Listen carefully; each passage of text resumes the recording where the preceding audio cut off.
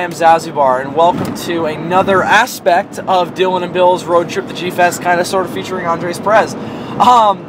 We are actually on the road back now, which is not when we wanted to do this. I'm sure you know what this is if you clicked on the title of this video. We are going to be reviewing today the Dawn of the Planet of the Apes, put out by 20th Century Fox, came out this Friday. Now, we had actually already recorded this review when we were actually at the hotel and had done actually sat down, done the review. We shot that intro that we wanted to do, and when it was all done, it was awesome, by the way. And it was great. Fantastic work. But the fucking camera fucked up and we lost all the shit. Right, the camera's been giving us a lot of technical difficulties right throughout this entire trip. Right now we're actually trip. recording on Andres' phone because that's just the problems that we've been having. The camera's battery has been fucking up and the memory card's been acting weird. It's been...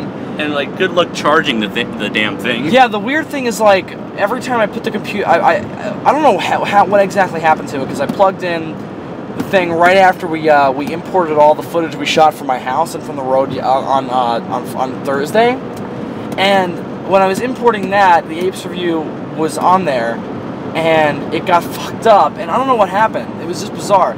The import settings wouldn't open. It was just weird. So we lost the first review, which I'm furious at because I thought it was a decent review. Oh, it came out great, I thought. And we also lost the intro, so whatever. Which was again fantastic. But I'm actually kind of glad now because we got to we got to let the movie simmer for a few days, and we got to talk to some other people about their thoughts on it. Yeah, we did. Some other people at the con. We talked to Biggie and Quatch. Yeah, well, we didn't talk to. Did we talk to Quatch about? No, we didn't. We talked to Chris. No, we talked to Biggie. We talked to James Biggie quite a bit. If you've already watched our vlog and our sort of retrospective a little bit, then you know who James Biggie is. We talked to him about it. He had already seen the movie. He loved it. And we'll get into whether or not we loved it in a moment. And then we talked also to Chris Elchison, who had not seen it yet, but was dying to go see it. Yeah, we were telling him just how balls to the walls amazing it was. Yeah, he was just as big as Apes fan as we were. Which was nice to find out. I didn't know. I didn't know it was an Apes guy. All I knew was that he made monsters out of masking tape. Well, just for those of you who don't know, Chris Elchison. Well, no, we did talk about him. A little in the vlog, not as much because we didn't buy anything. Not as much as the other guys. He's the kaiju killer guy. He's the guy that does the masking tape monsters. He's actually upgrading his technology quite a bit and using some other materials now. He brought a Minya puppet and was acting like it was a person. It was great. He's a really chill guy. Godzilla said I was a failed abortion, you know. yeah, that was funny. That was really, really funny. A chill guy. But anyways, just to get to the meat of this, since we've already done this, so I just kind of want to do it and just finally have it ready to upload. Hopefully nothing will happen here that will fuck this up. So anyway, boys, let's review The Dawn of the Planet of the Apes, the sequel to Rise of the Planet of the Apes. So it's the rise of the dawn of the dark of the fallen planet of the day of future tomorrow, extinction, edge of Godzilla, revolution, electric boogaloo. And we were all very excited about this. The squeakle. The squeakle. We were very excited about this because we're obviously big Apes fans. We loved the first Rise. Since we found out it was going to be opening the weekend that we were going to be at G-Fest, we were like, oh, this movie's going to be fucking we're going to go watch it in Chicago, and we did a nice-ass theater. Oh, a beautiful, classic Chicago theater. Like, whatever you think of as the formal, high-class, Al Capone days of Chicago, that was incorporated into this movie theater, and it was fucking awesome. It was a beautiful movie theater. Huge. Had an upper level, actually. There was a skybox and everything. Yeah. Well, the skybox was for 21 and over. Yeah, they had alcohol up there. Yeah, they were serving booze up there. You know you got some class in your business when you got booze. See, next year, if there's any movies we want to see while we're at G-Fest, I could hit that up, and poor Bill will be down there. And fuck you guys. Fuck you guys. Whatever, I'll have Andres with me. Hey, who said I was going to hang out with you, Junior? I want to hang out with the big boys. Oh, yeah, the big boys. You might not want to drink any of it. I don't like to drink alcohol because... He may not want to drink any of it, but he might want to sit up there in the sky. It's the skybox, man. It's the skybox. Anyway, so we saw Dawn of the Planet of the Apes, and our expectations were Pretty high. Yeah, because Rise of the Planet of the Apes really set the bar. I mean, not only is that a really good movie and a really amazing reboot and just a rekindling of a franchise that we're all big fans of. Yeah. But more than that, it's also just such an original. It's also a very original film in its own right. I think. I mean, not only just as a remake and a reboot, but also as just as like a story and just well acted, well written. Andy Serkis's, I think, Oscar nominee worthy performance as Caesar. I know he's probably not going to get an Oscar because the Oscars are fucking stupid. Yeah, but he deserves one. He absolutely deserves one for this film, but also I thought he deserved at least a nom for Rise. But for Dawn, he definitely deserves a win. Everything that everyone fell in love with the last film, the spectacular CG, the writing, the characters and everything, elevated in this film quite a bit. I know there were some. I guess some What's people. also cool about Andy Serkis's playing of or portrayal of Caesar is that this is the first time he really gets to be a leading man, so to speak. Right. I mean, while Caesar isn't human, he might as well be. Yeah. So it's cool to see him get that kind of attention because when he played Kong, or when he played Gollum, or any of those characters, he wasn't the focal point. Or I mean, in Kong he was the title character, but he wasn't the leading man. That was Adrian Brody. So it's nice to see him get that chance, whether or not it be an actual live action performance. But although it might as well be based on what I've read. And they look so real in this movie. This movie's. I mean, here's the thing. Here's how you know how good this movie is. The last thought I have was, oh my god, weren't the effects amazing? Usually when it's like, when you think of a movie like this that's a big spectacle movie, the first thing you say is like, oh my god, the special effects were amazing. In this movie, the special effects are where they should be. They're spectacular, but they sort of take a back... That's not the first thing that you have. Because they take a back seat to the writing. The writing, really. The writing's amazing. Here's the thing. Here's how you know... Here's how I'm going to instantly tell you how I felt about this movie by not telling you anything about it. I like this movie better than Godzilla. Same here. Oh, Which, yes. For you, that means nothing, because there's like three other movies. There's like 4 or 5 movies Andres is saying that he's like better than Godzilla. For me and Bill, this is like, we're sitting here in the theater, and I'm leaning over to Bill, and I was like, this is kind of blasphemous since we're here for G-Fest, but I kind of like this more than 2014. Blaspheme! Blaspheme! You shall not blaspheme! And I said the same thing to him, so we felt better about it. And Andres, we just busted his balls, because he was like, yeah, Godzilla 2014 isn't even in my top 5, and I was like, Fuck you, You're not a real fan. Fuck you and your fucking chef thing. Cal. Cat. Thank you, cat. Oh, I love you, cat. Anyway. Another inside joke. There's a bunch of inside jokes amongst us over this past weekend. What? No. What? No. Will you sign my ass? Will you sign my ass? I was scared. Wasn't afraid to die. The only complaint I can actually hurl, just since we're briefly talking about special effects, the only complaint I can hurl out is that... Oh, yeah, this is the big thing. All of the apes look fucking like real as shit because they're motion capture, and motion capture is like... They're not all motion capture, but the big ones are, like, Caesar, Koba, motion capture, Cornelia, Blue Eyes. Of course, motion capture just makes things look more real. But then there were some other animals in this movie. There's a flock of deer and a bear at the beginning of the movie, and they were the only thing that I looked at that I was like, yeah, it's fake. Yeah, the deer and the bear didn't look great. Yeah, at least I guess like the CGI. I guess the only even with Rise of the Planet of the Apes, they're trying to use CGI for real animals, and we've seen real animals in real life, so it kind of like.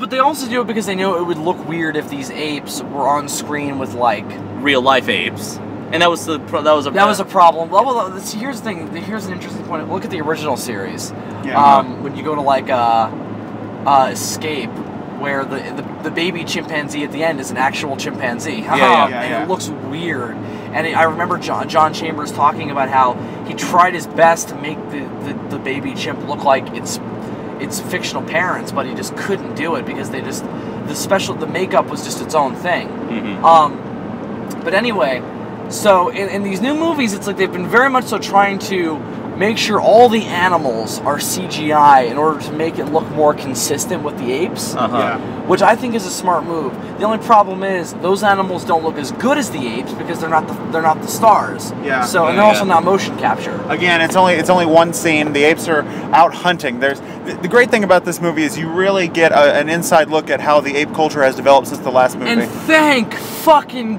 God that is the focus. I was so paranoid when I saw the trailers for this movie. My biggest concern was that Gary Oldman and the human cast were going to overshadow the apes, like a lot of people said Godzilla did. Yeah, and that's not the case at all. Here's the interesting thing. This movie also pulls a Godzilla where the trailers are incredibly misleading as to what the backstory actually is. But they definitely not as misleading. I know some people... If you're expecting a war movie, it's not a war movie. I know. Well, though there is a fantastic war scene, which we'll get to. But we'll get to it. We'll get to.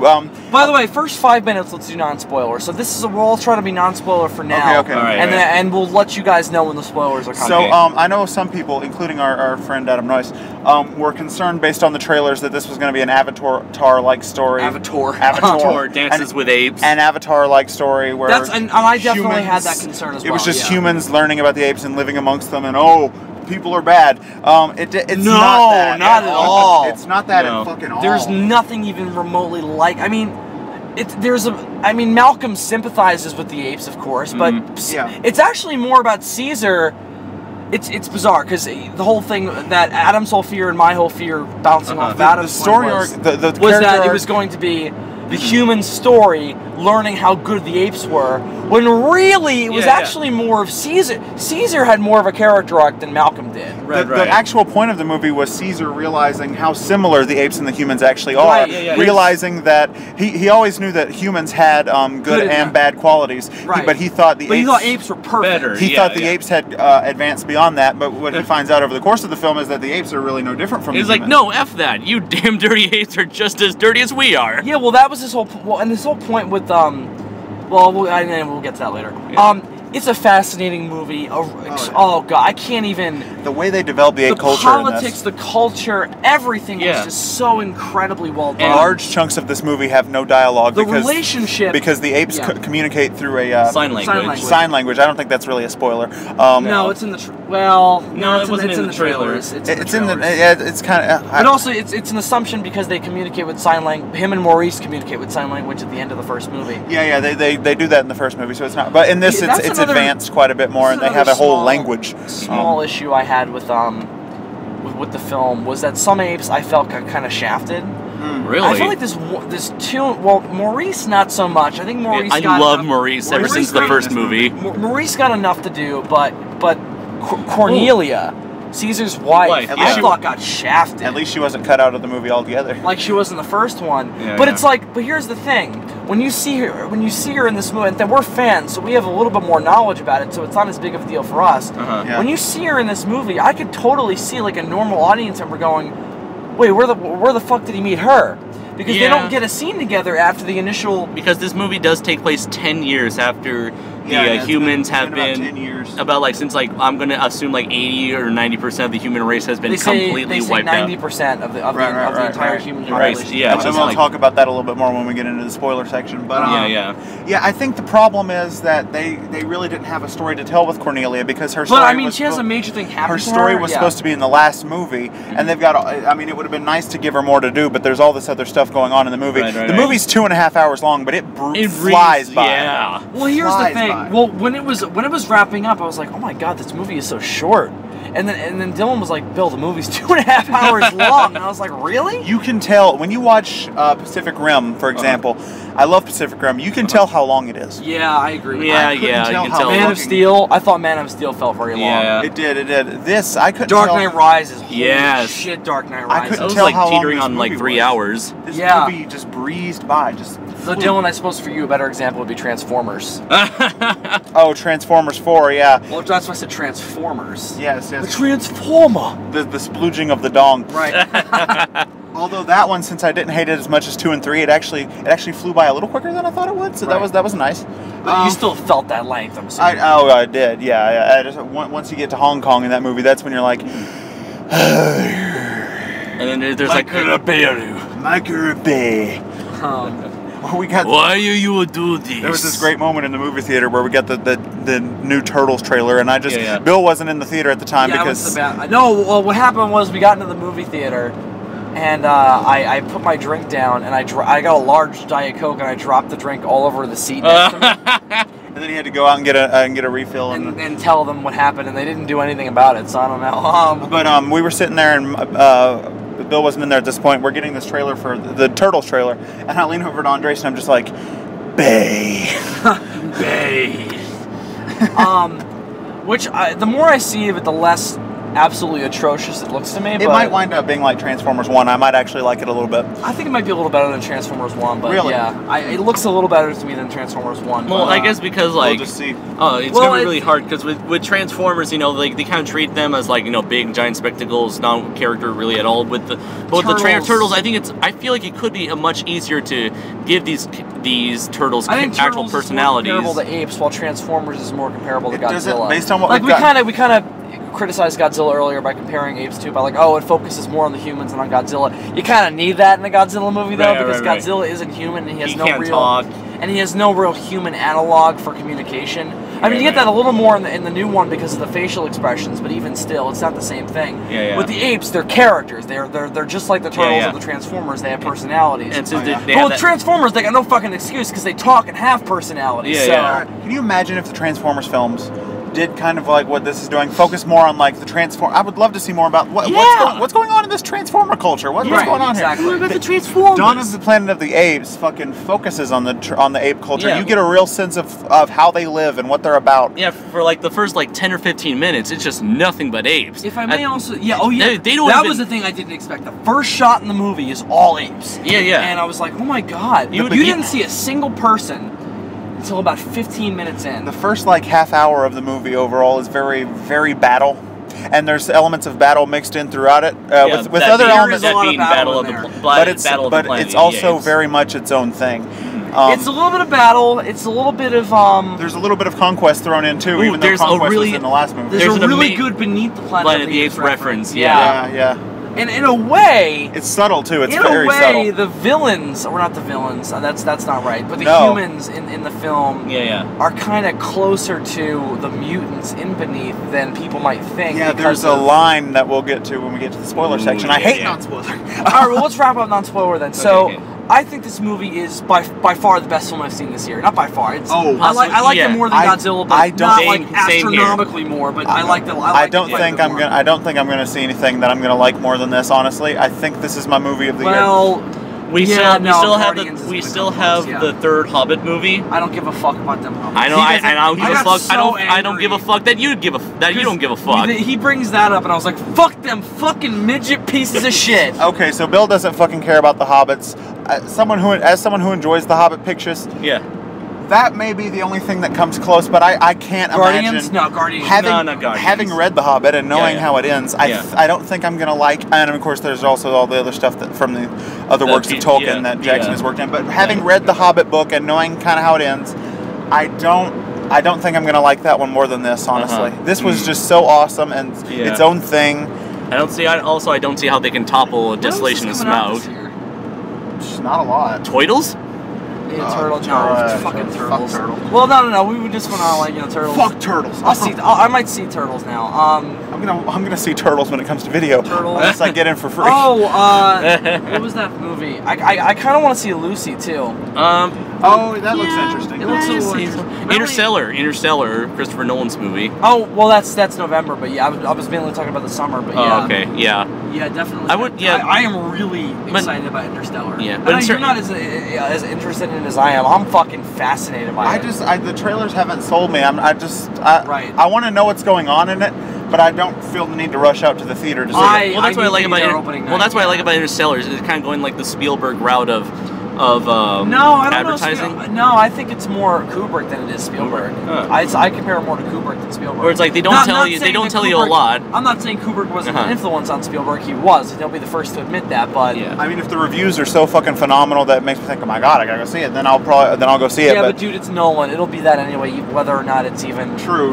Like I like Inception, but I don't know if it's Dark Knight good. Right. Well.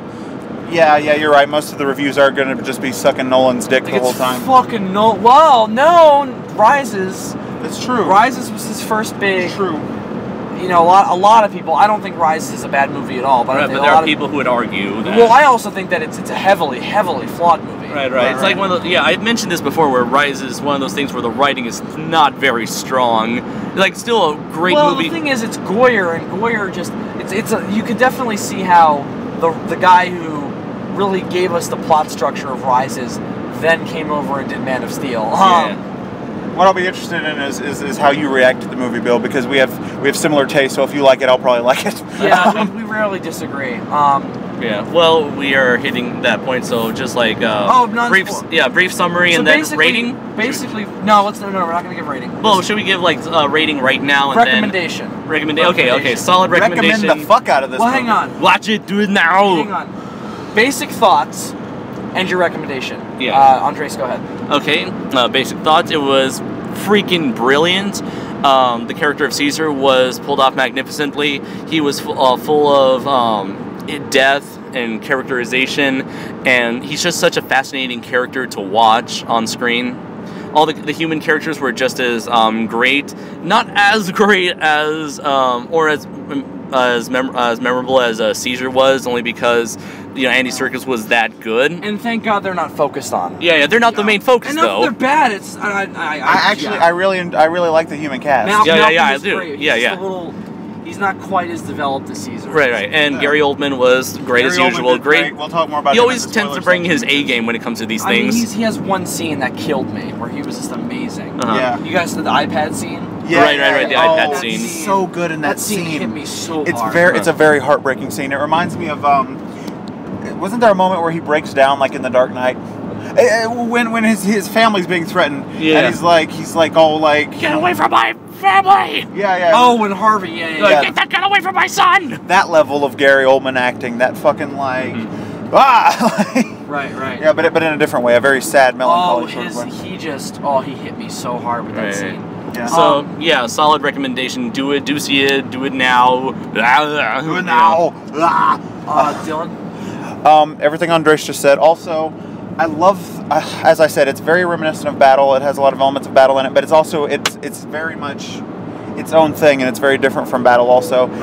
It's got a lot of references in it, like the last movie did, but unlike the last movie, whereas in Rise it was like, oh, some astronauts are flying away in a spaceship, they're a lot more subtle. They're very. Yeah, well, the thing is, Rise they did everything, so they had very little left to go except for doing things that nobody's gonna know. Yeah. Or things that are like obviously there's a really cool Beneath reference in there that we'll get to later. Yeah, and a Conquest reference. They're all very subtle. Is it a Conquest reference? Yeah, they're all very subtle visual references and like camera angles and things like that you wouldn't really pick up on unless you're someone who like us who is a big Apes fan and has seen all the movies over and over and over. Right.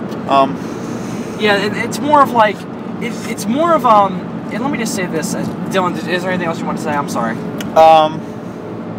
No, go ahead. Go watch the fucking movie. Yeah. Well, let me just give my recommendation then. This movie is just impressed me so much. I'm gonna have a hard time putting it into words because I was just so completely blown away by how well it did what it set out to do, and how incredibly it told this story with these non-human characters and engrossed me in this universe and in this situation. But more than that, the big thing that I said to you, the thing I think is the best thing they did is everybody is wrong and everybody is right. Every single character in the movie is right in a respect and wrong in one respect. And everybody makes mistakes, and almost everybody learns from them, and if they don't learn from them, there's consequences for it. Even a certain character who is just the straight up despicable villain of the film. Yeah, and guess what? He's an ape. Has his motivations. You can tell what all their motivations are. They all have great motivations. It's just the way they go about doing it that creates the problem of the film. Well, and it's almost in a way, I mean, almost all the main characters at some point in the film become the hero or the villain, depending on what the scene is, including Caesar. So it's very, very impressive to me. But never unlikable. Nobody is unlike. Oh, okay, there's one guy. Well, if you take one character, you have to have the asshole character. There's this fucking douche who admits it. Yeah, I'm the asshole. Wait. Well, here, the thing about him is he's really. At this point, should we just like stop and just all right? give your Yes, recommendation? we're gonna go into spoilers now. So again, I recommend the film highly. If you were concerned about it in the same way as as Adam talked about in SOS recently, I completely understand. But fortunately, they're all completely unfounded. Oh, the film is an absolute amazing Apes film. Another thing, the soundtrack, a really great score. Oh yeah. This is something that Michael Giacchino at his best. One of the great things about this soundtrack is it's very similar to the original soundtrack. There's a lot of Jerry Goldsmith references in there. It's very similar to the original soundtrack from the Heston film, because they put in those little like jungle sounds and like drums and like things, very alien sounding things clanking together, and all those great little sound effects that were in there. I'm sorry, one more thing. This movie is fucking gorgeous. Beautifully shot. Some really great shots in there. Cinematography. The world everything. is just so evocative. Visually stunning in almost every respect. Very dark. There's a lot of blacks and a lot of dark blues, as opposed to the first film, which had a lot of like greens and browns. But they always managed to balance it in sort of a way that I never had trouble telling what's going on. It's never. I mean, there are points where it's a very dark story, but it's never not entertaining. It's always so interesting that it can't not be entertaining. It's definitely The Empire Strikes Back to the first movie started. I completely agree with that assessment that it is the Empire Strikes Back of the Planet of the Apes films, or the Temple of Doom to their Raiders of the Lost Ark. But actually good. Well, that's debatable. No, it's not. It's a shitty movie. No, it's not. You're wrong. You're wrong. You're totally wrong. You're wrong. Mola Ram, man. Mola Ram. No, it's not. Kalima. He betrayed Shiva. Kalima. Shakti Day. Okie dokie, Dr. Jones.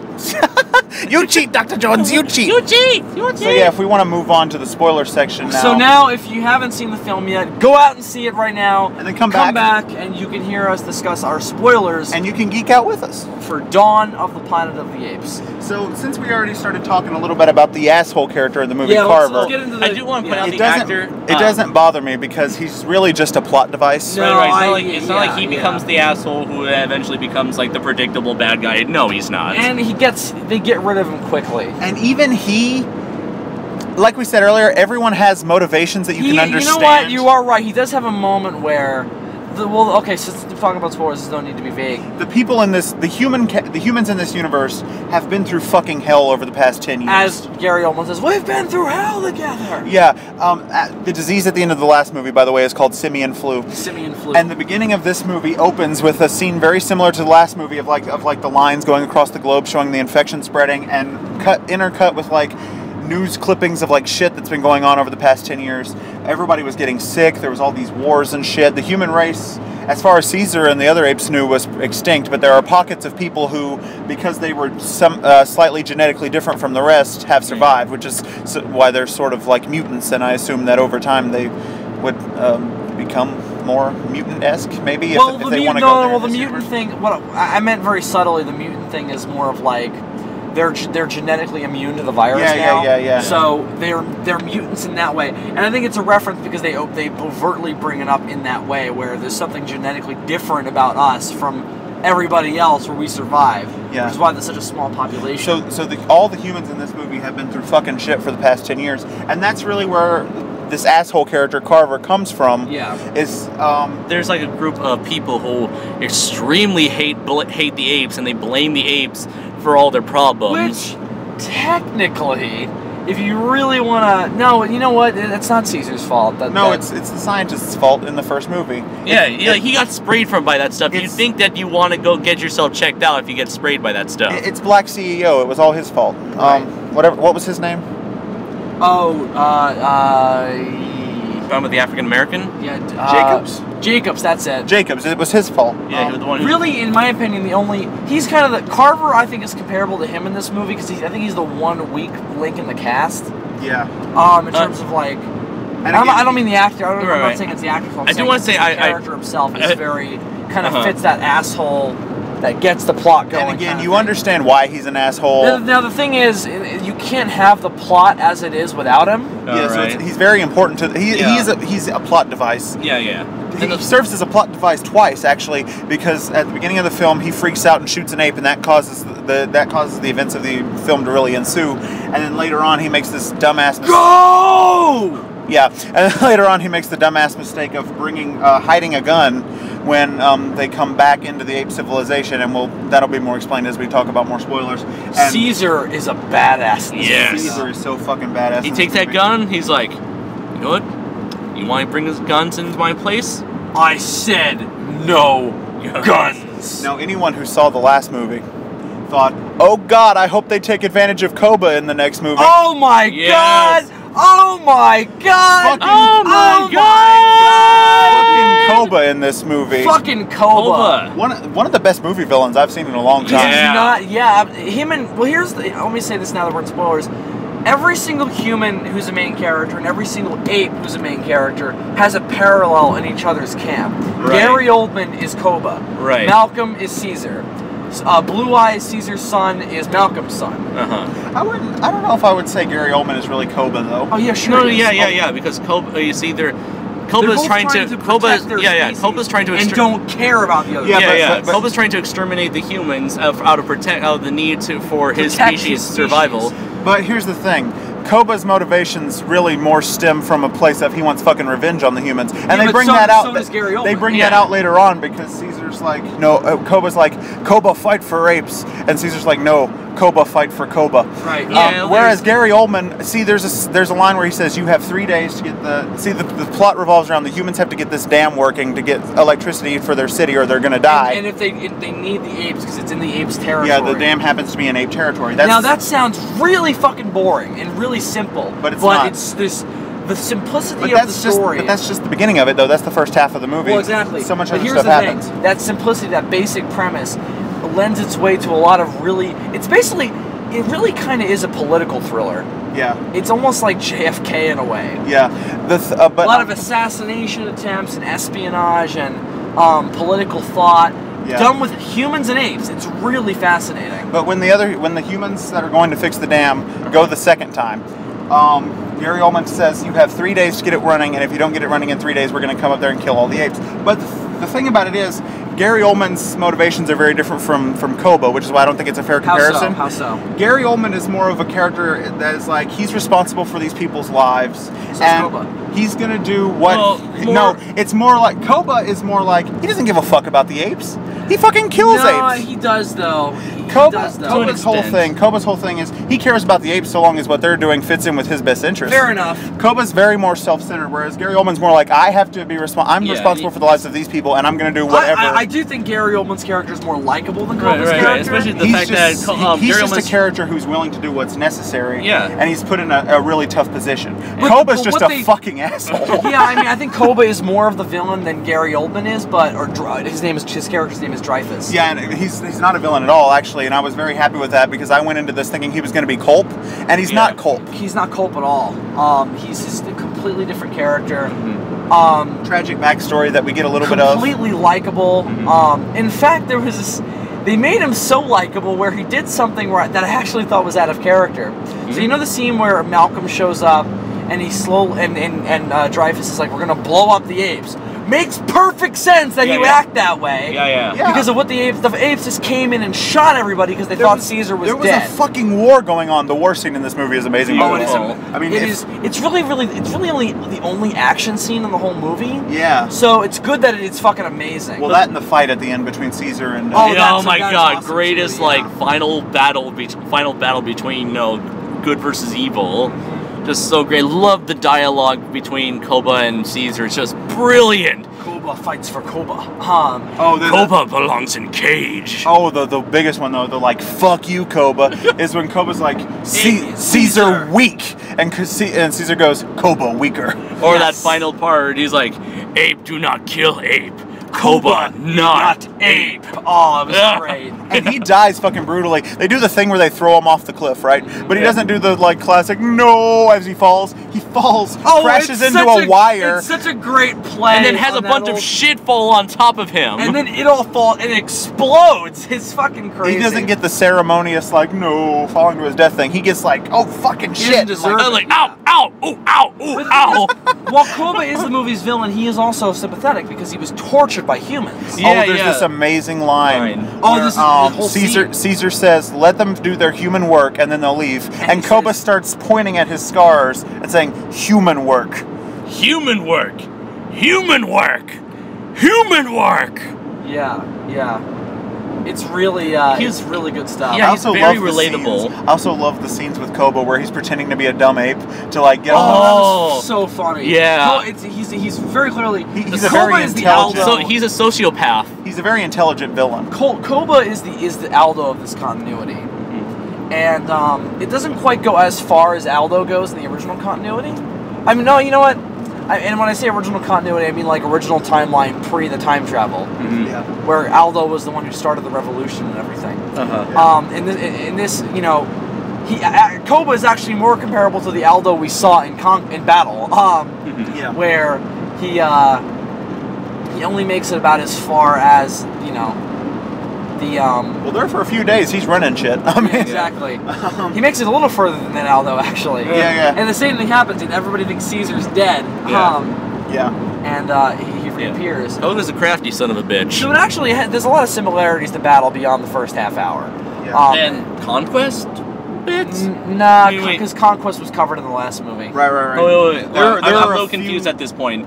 Conquest was the one where the apes rose, and battle. The jumpsuits. Right. They were fighting the mutants. Mutants. Okay. Yeah, I kind of was like, wait, which one is battle? Which one's Conquest? There's also another really cool reference to battle. Right. The fire. The visual references in this, that's beneath Andres. No, that's beneath. The Conquest reference is the camera. The visual reference to Beneath the Planet of the Apes is there's a wall of fire and you see an ape on horseback ride through it. And you also see apes on fire. Yeah, there are apes running around on fire. The reference to Conquest that I mentioned earlier, the last shot of the movie is like the reverse of the shot from Conquest where you start in tight on Caesar's eyes. Oh, you're right. You start in tight on Caesar's eyes and then zoom out. The last scene of the movie is just a slow zoom in on Caesar's eyes because things have gone to shit and the world will never be the same. Right. And you see, it's all his fault. And you look at Caesar's eyes in the beginning of the movie. He is ready to fight. He is ready to do whatever it takes. He's brave of it all. Yeah, he's worried. He is not confident like he is in the beginning of the movie. He's not. The movie is they're going to war with the humans, and there's nothing they can do about it. At this point, it's unavoidable because of all the shit Koba pulls. Right. Yeah, and he's like, it's completely my fault. What I like is that Caesar takes complete responsibility for it. Because Caesar's character arc is about realizing that despite his best intentions, apes really are just as bad as people are, and he has to work extra hard to keep that suppressed.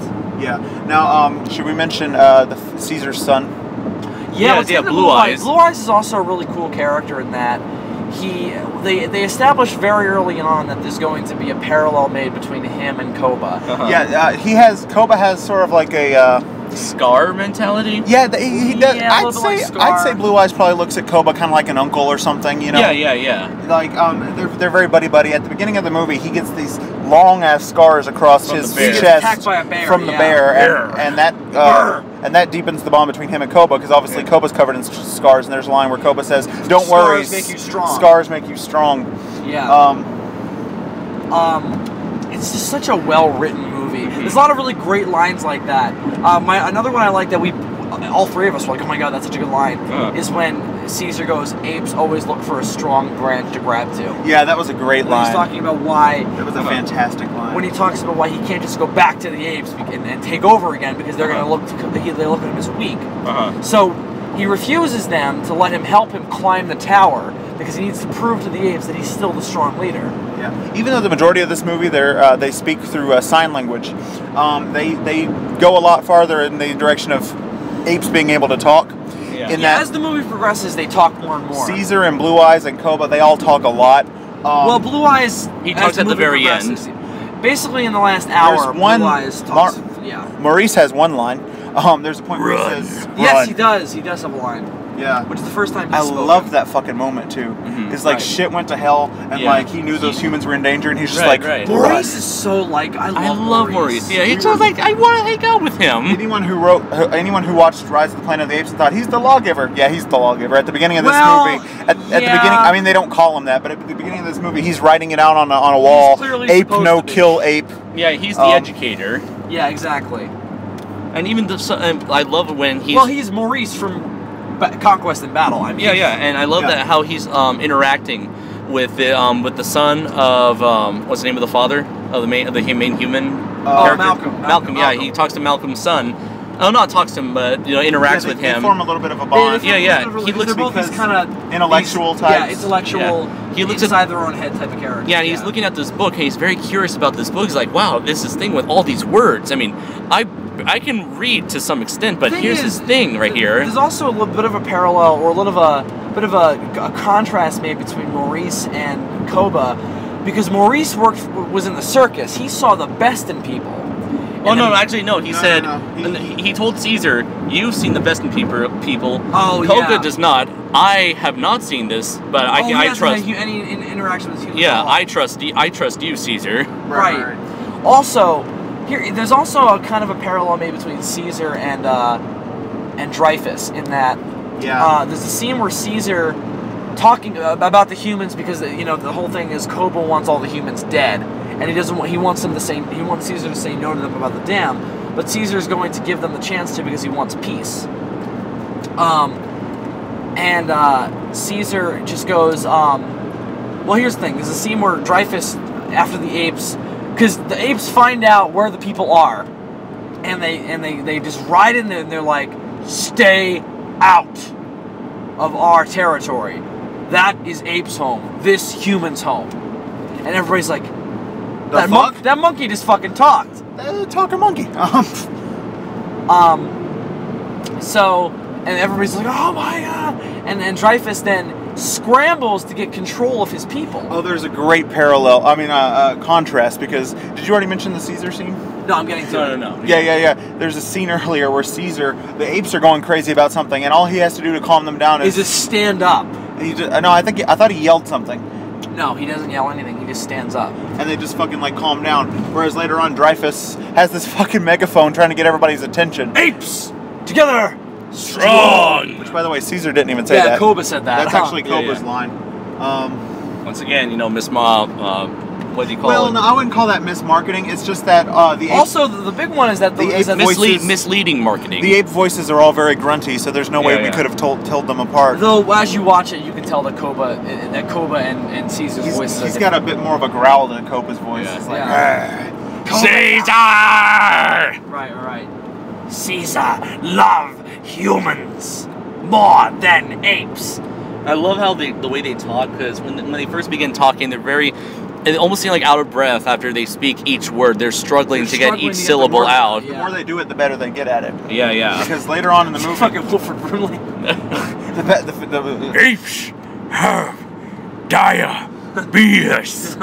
Wilford, if you want to get better, the faster you go better, and the better you'll feel. And ladies and gentlemen, that's exactly the way it's been. But but going back to Blue Eyes for a second, what happens is he sort of forms his bond with Koba and follows Koba in the beginning, and then once he realizes what happened, because what happened is Koba tries to assassinate Caesar and winds up failing. Well, though everybody, including the audience, thinks that he succeeded. No reason to think that Caesar is alive. Well, I thought he was alive because there were still those extra lines. Because of the trailer, but I also suspected it because there was that one line where it's like, war's already begun. And I was also praying he wasn't dead, because I thought that, because I felt like after he's gone, the movie loses one of its most interesting aspects. And I also, because here's the thing.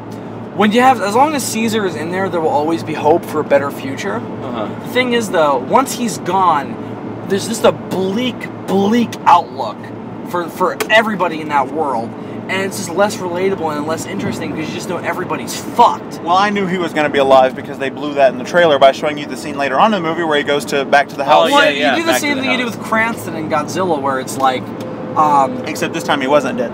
Well, it's the complete opposite. You knew Cranston was there because they ran out of footage from the fucking trailers. Yeah. And you knew Caesar wasn't dead because they hadn't done everything in the trailers. And I knew it wasn't something that they could have cut out because there was nowhere earlier in the film that could have fit. Right, exactly. It wouldn't have made any sense. But there's this great scene between Caesar and Blue Eyes later near the end when Blue Eyes has realized what's going on, and Blue Eyes says, this is my fault because I believed Koba, and Caesar says, no, it's my fault because I thought apes were better than humans. Right. But now I realize how similar we really are, and that we both have things to learn, which is really the message of the whole movie. Is that everybody has things to learn, and that you have to work together. Yeah. I really enjoyed that a lot. It made the whole thing way less black and white than it could have been, and just a lot more interesting. The problem with these Avatar type stories is that they would have the technologically of a human civilization versus a more natural Native American civilization. And because these people are more closer to nature, they're much more pure and simple. If Avatar took an approach similar to this film, where it wasn't like humans bad, but it was like like military and technology bad. But instead, but well, because the difference with Avatar is that the humans in that movie aren't doing it for survival. They're doing it for simple greed. Yeah, the thing about this movie is these humans have to do what they're doing. That's why I think Gary Oldman is more likable isn't as bad as Koba, and I don't think it's fair to compare him to Koba because he's just doing what he's got to do. In Koba's twisted viewpoint, he thinks that what he's doing is necessary, but at the same time, he's also got very selfish motivations. Well, he kind of developed that over the course of the story. What Koba does is he rationalizes his irrational actions by saying it's for the good of his kind and his people. Right. Gary Oldman he's doing it all for himself. Gary Oldman rationalizes what he's doing by the fact that he doesn't have a fucking choice. Right. And at no point does Gary Oldman really have anything out for the apes. He sees them as an obstacle. Yeah. And sure, his first thought is fucking kill them. And he does look at them as just animals, so he's not completely right.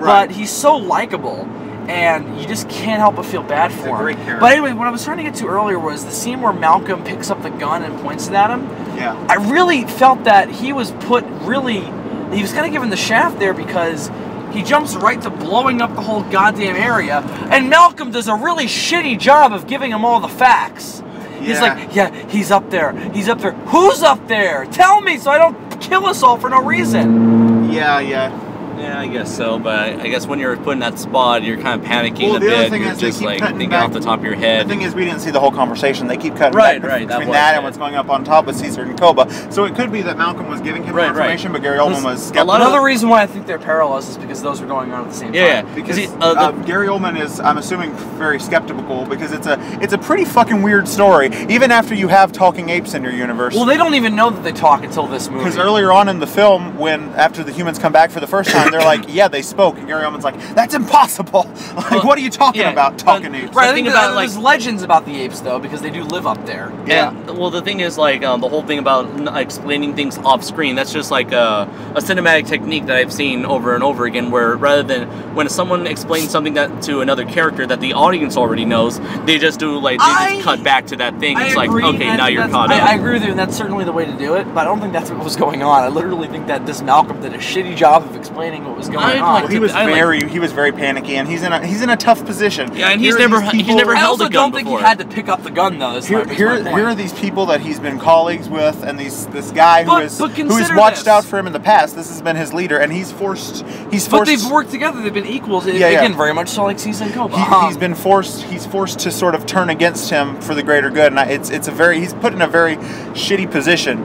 And Gary Oldman is also put in a shitty position where he has to do what he thinks is right, whether it's wrong or not. There's a lot of morality questions in this film about what everybody's doing and everything. And every action has consequences. It's just such a well-made movie. I'm trying to think what else that there is to say, really. Other than Koba riding on a horse. Oh, the horse thing! I was double wielding, AK-47s. I'm glad that everything was just there, and they didn't feel the need to give it all crappy explanations. Yeah, how did the apes learn to ride horses? They jumped. No, they just do. They just jumped on one day, I guess. Where did they get the horses? Doesn't matter. They just have the one thing that kind of bugged me is there was one gorilla in the last movie. He got fucking killed. And there's a bunch of gorillas in this movie. But more than that, My problem with the orangutans and the gorillas is that they're just less developed than the fucking chimps.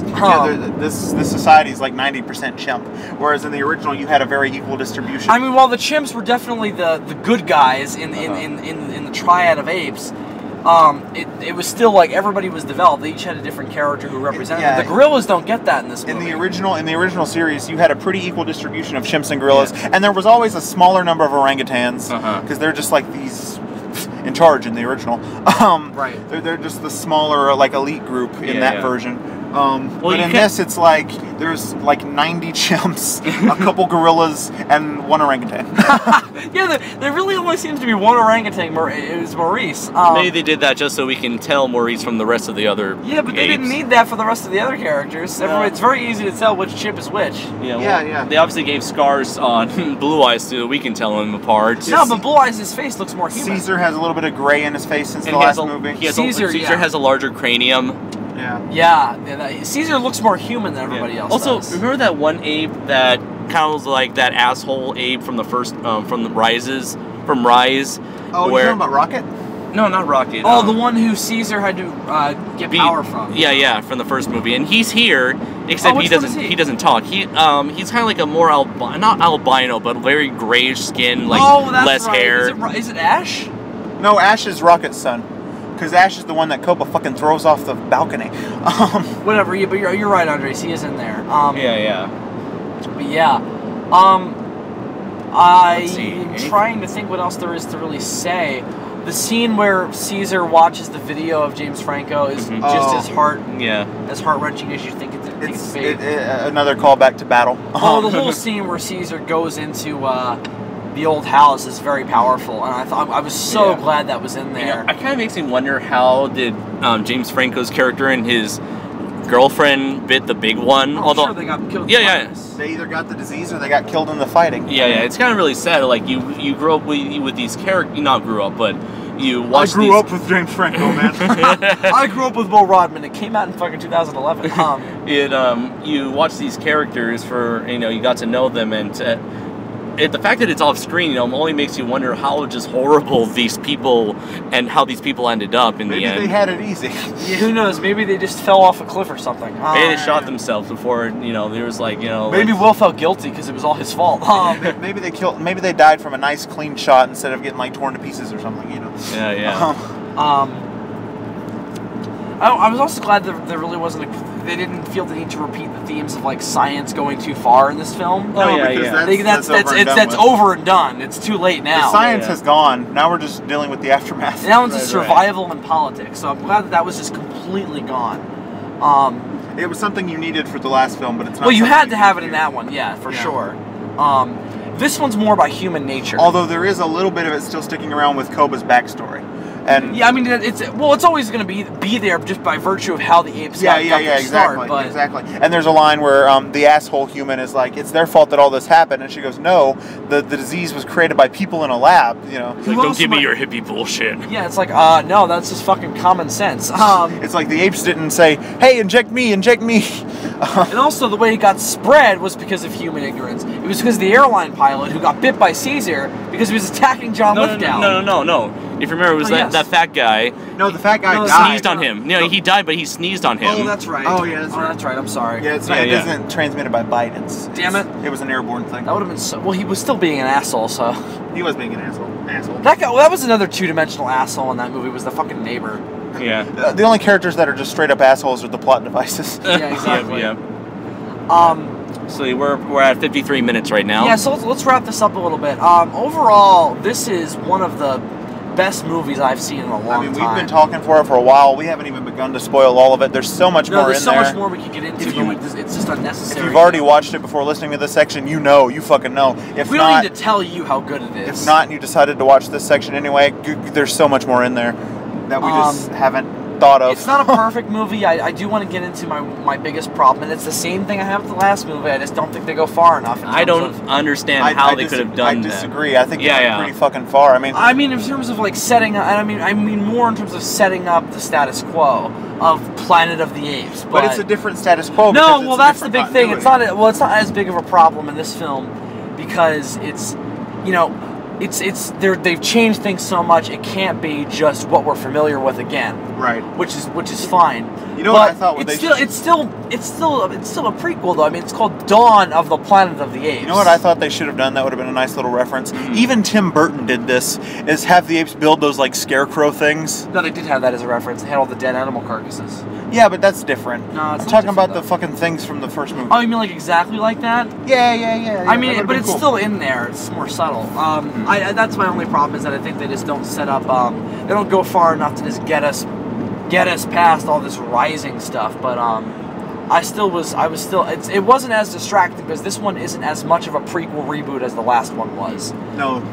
So it's not nearly as big of a problem. It still kind of stuck out to me because I feel like aside from the fact that we're going to go to war, it just kind of feels like things haven't changed enough over the course of 2.5 hours. But I'm making it sound worse than it is. It's such a minor thing. Well, I think what you're talking about is more overall changes to the universe itself. Yes. We don't have a lot of that, but what we do get is a lot of character development for Caesar. It's a much more personal story than I think people were expecting, and maybe there might be some people who don't like that. And the politics of it is what we get a lot more of the change with. I mean, at the beginning of this movie, there's a human colony that by the end is just fucking gone. Well, I think where this movie will be made or broken is whether or not people like the idea of a more personal Planet of the Apes story. I like it. Or if Same here, no complaints from me. I felt the same way about it, but it's the same thing as the first one. It's like it's a much better personal story than it is a big, wide, sweeping sci-fi epic. Yeah. And that's fine. It works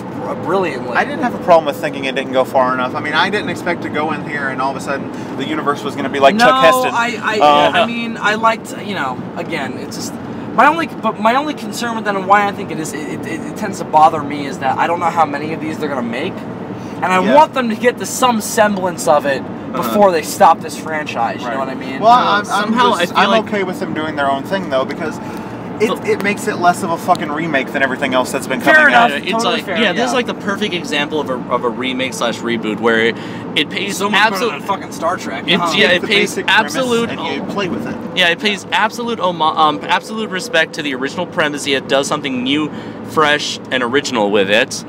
Instead of trying to replicate what made the original so great, like what RoboCop tried to do. Because I told you guys this when we were walking back to the hotel from the movie theater. The thing about the original series is it opens with astronauts going to the future. You have a future where this fucked up status quo has already been established, and it's less a matter of how did it come about, as much of a matter of it's here, deal with it. Right. In this movie, they did it the other way. They started at the beginning, and they're trying to develop it, and as a result, they can't really go as far as they did in the original. Right. Because it's a very easy... You can't get to that point. It's a very easy thing to just say, okay, this is how the world is. It's another way to step by step show you how it got there. Not only is it hard to get to that point, but it's harder to do it and have the audience accept it. Also, ain't gonna be no nukes in this. Well, there might be nukes. Also, you get the feeling that they mentioned that the nukes did went off in the 10 years. You get the feeling nuclear contamination and I stuff. I don't remember that. You get the feeling that in the first movie also, it's a much larger span of time. Chuck Heston is landing like hundreds of years in the future, whereas this is like it started out in present day, and this is like 10 years later. Like this is just the very beginning. In terms of spanning time, this movie spans a lot less time than Rise did. Rise takes place over the course of years. This is the course of a few days. Yeah. No, it's longer. It's more like maybe a week or two. I don't know if maybe a week. I don't know if I'd say 2. Maybe a week, yeah. Because they were going to spend 3 days up there, but then remember shit happened, and then Caesar was like 1 day. 1 day, yeah. So maybe somewhere close to a week. A really fucking busy week. Yeah. Overall, I enjoyed this quite a bit more than the first one. I think that it's one of the best Planet of the Apes movies overall. I think right now, as it stands, and this might seem blasphemous, the original, Dawn, Rise, Beneath, Conquest, Escape, and then Battle for me. And Tim Burton. And the Tim Burton remake, which I don't even count. I think so. You would prefer your old Battle over Tim Burton? Oh, of course. Oh, yeah, definitely. Obviously. Here's the thing. What? No. But it has Marky Mark. It's got Marky Mark. It's him and his Funky Bunch. Do you like the Tim Burton remake? It's a talking ape. No. It's been years since I've seen it, so I can't really make a. I liked it when I was a kid, and right. I liked the physicality of the suit of the makeup. I've only seen the movie once, and I hated it. I liked that they put physicality into the acting and made them act more like actual. Oh, the suits look great. I mean, the makeup is great. And I like the idea of making the story is what mess. The story is what's fucking stupid, and I like the villain Thade, I think his name was, but even though he makes no goddamn sense. Yeah, well, and that ending fucking sucked. But moving away from fucking Tim Burton, what's cool about that though? You know, we're big Godzilla fans. We're driving home from G-Fest. Right. I'm glad that the Tim Burton Planet of the Apes movie hasn't put the stink on the ape genre that Godzilla '98 did to Godzilla. Right, because with Apes fans, they just pretend that it doesn't exist. Whereas Zilla fans, they continue to bring it up, and it's like, oh, it's that thing. For a long time, it was the only American movie that had the only American quote-unquote Godzilla movie. It's very different to have a bad remake of a franchise that's based in your country. That's something that your country is responsible for. Which is why Japan pretty quickly forgot about it. Even though the original premise comes from France. But yeah, it's technically a French story made in America. And then developed in America. But yeah, as it stands, having just seen the movie, and again, this might change over time as I sit on it for a while. Right now, I'd say, yeah, it is my second favorite as well. Fucking amazing movie. Yeah. Fucking fantastic. Jesus. It's really, really good. Definitely. I would agree with you guys. It's my second favorite out of the entire series. Definitely better. It does what so few sequels rarely do, is build on the build on the first movie and expand what was there from where we left off. Kind of like what something like some of the best sequels I've seen. Like one of the best sequels I've seen was the Toy Story sequels. They take that story, Toy Story 2 and 3. They take what happened before and build upon it and go to its logical conclusion. Here, it's also just so fucking interesting. Yeah. Because in the last movie, you see this new, basically, I hesitate to say species, but this new, I guess you could say subspecies? You see this new society. New society is better, You see a new society birthed in the last film. In this one, the last movie's a revolution. You jump a few years into the future and you see where this society has come, and then they take another drastic turn and you see where they go. And it's very... Not as drastic as I would have liked, but yeah. Well, they go from using fucking spears to fucking machine guns. Yeah. That's pretty fucking drastic. Took us a while to do that one. Hey, man, they had help. They just have to get through our technology, which I'm sorry to say is far more advanced. Why do you keep making that reference? Because I watched that on the 4th of July, and it's a great line, and it's Brent Spiner, so fuck you. But yeah, it's a great movie. Between Independence Day, Jurassic Park, and Godzilla '98, the references have been flying this weekend. Insert Life Finds a Way here, blah blah blah, whatever. But anyway. Yeah, great film, absolutely fantastic. There's words cannot describe how much we love this film. So I'm just gonna end it by saying this gets 5 Chuck Heston's out of 5. That was horrible. I didn't have the problem that Bill had with it, so yeah, I'm gonna also give it 5 Caesar getting shot in the fucking chest out of 5. No, I'm gonna give it a 5 still. That problem. Again, it was more of a nitpick for me and more of a personal thing because I'm a big Apes fan. I'm going to also give Dawn of the Planet of the Apes a 5 out of 5. 5 out of 5 out of 5? Yes. I'm going to give it a 10 out of 5. I just thought it was amazing. That's going to do it for our Dawn of the Planet of the Apes review. So thank you very much for listening, and this is going to be the last video we're recording in person. Yeah, we're not going to have a retrospective. Yeah, we're going to do a retrospective Thursday on the next episode of DFOS. After we've all gone home and recuperated. Which is going to be recorded at the normal time and posted normally. Bill will be uploading all the shit that we did at G-Fest over the course of this week. Yeah, sorry everybody, I didn't get the chance to post them as they were made. We were not prepared for how fucking busy we were going to be. Yeah, I mean, we didn't have a quiet moment. We were doing panels, or we were watching movies, or we were hanging out with people. And we didn't expect to spend 2 hours in the dealer's room talking to Ed Godziszewski, Bob Eggleton, and Chris Mowery. We just didn't think that was going to happen, and it ended up happening. Or Biggie and Quatch. We came all over that dealer's room. I am just dry. I know, there's no jizz left. But anyway, so look out for more more content coming from G-Fest in the coming days, and I hope you'll enjoy it. So thank you very much for listening. Until next time, I am Zazubaar. I'm SuperDM64. And I'm Kaiju Noir. And it's a road trip, or it was a road trip. Well, it's a road trip back home. It's the road trip back home. It's over. Oh shit. Take care, everybody. Bye.